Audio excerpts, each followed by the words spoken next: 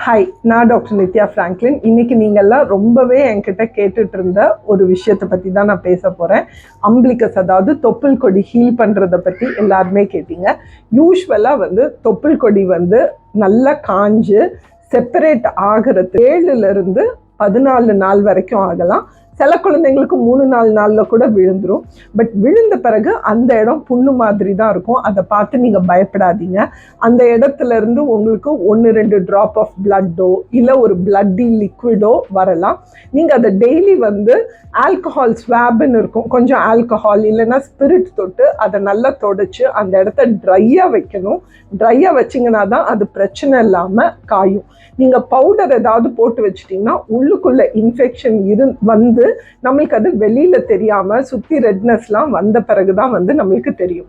So எப்போ நீங்கள் பயப்படணும் அப்படின்னா உங்களுக்கு கண்டினியூஸாக அதுலேருந்து அப்படி ட்ராப்பாக ப்ளீட் ஆகிட்டே இருக்குது, இல்லை திடீர்னு நிறையா ப்ளீட் வருது, அந்த தொப்புளை சுற்றி ரெட்னஸ் இருக்குது, வீக்கம் இருக்குது, உங்கள் குழந்தை அந்த இடத்த தொட்டால் அழுகுது, இந்த மாதிரி எந்த பிரச்சனை இருந்தாலும் உங்கள் டாக்டரை இமீடியட்டாக கான்டாக்ட் பண்ணுங்கள்.